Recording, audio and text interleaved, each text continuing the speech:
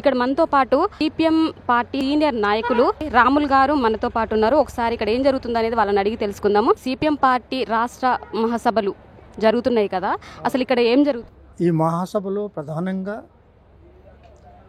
రాష్ట్రంలో ఉన్న రాజకీయ, ఆర్థిక, సామాజిక పరిస్థితులు ఏంటి,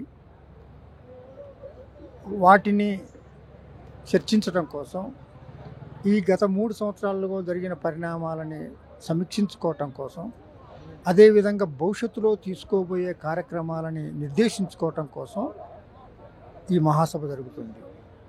దీనికి దాదాపుగా 700 పైగా డెలిగేట్స్ హాజరయ్యారు. రాష్ట్రంలో 33 జిల్లాల నుండి అనేక విషయాల మీద చర్చలు జరుగుతున్నాయి. రాష్ట్రంలో ఉన్న ఆర్థిక, రాజకీయ పరిస్థితులు చర్చనీయాంశం అయినాయి ఇంతకుముందు. వాటి మీద జిల్లా కమిటీలు కూర్చొని చర్చిస్తాయి. అదేవిధంగా ప్రజా సంఘాల బాధ్యులు కూర్చొని చర్చిస్తారు. వాటన్నిటినీ సమీక్షిస్తూ కొన్ని కార్యక్రమాలని నిర్దేశించుకోవటం జరుగుద్ది. కాబట్టి 3 సంవత్సరాలకు జరిగే ఈ మహాసభలు చాలా కీలకమైన పార్టీ చరిత్ర లోపల.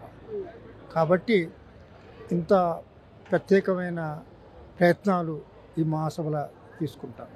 ఫస్ట్ పార్టీ నిర్మాణం పటిష్టపడాల్సిన అవసరం ఉంటుంది.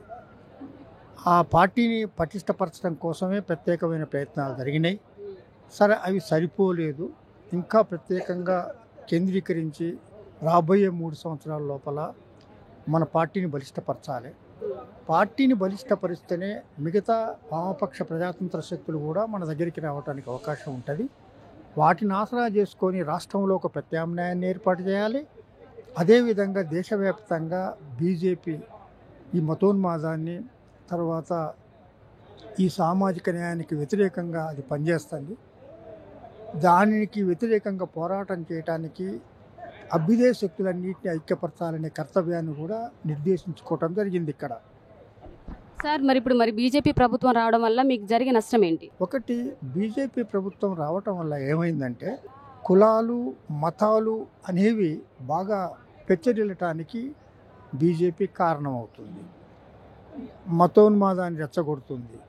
ముస్లింలు, క్రిస్టియన్లు వీళ్ళంతా మన దేశస్తులు కాదనో, లేకపోతే మన మతానికి వ్యతిరేకమనో పేరిట తేడాలు తీసుకొస్తుంది. దీనివల్ల ప్రజల లోపల చీలికలు వస్తున్నాయి.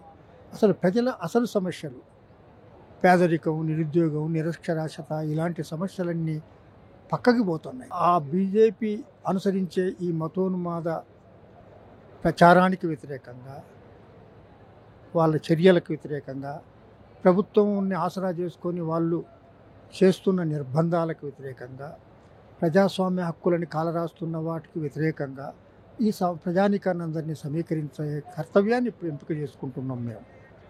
ఇది మహాసభ లోపల ఒక ప్రధానమైన చర్చ. అంటే బీజేపీ రాజకీయ విధానాలు, అదేవిధంగా ఆర్థిక విధానాలు కూడా చాలా దుర్మార్గంగా ఉన్నాయి. వాళ్ళు అంబానీకో, ఆదానీకో ఉపయోగపడే విధానాలే అనుసరిస్తారు కానీ పేదలకి, నిరుద్యోగులకి, వ్యవసాయ కార్మికులకి, అసంఘటిత రంగ కార్మికులకి ఉపయోగపడే పనులు చేయటం లేదు. ఉన్న ఫ్యాక్టరీలని మూసేస్తాను తప్ప కొత్త ఫ్యాక్టరీలను తెలవటం లేదు.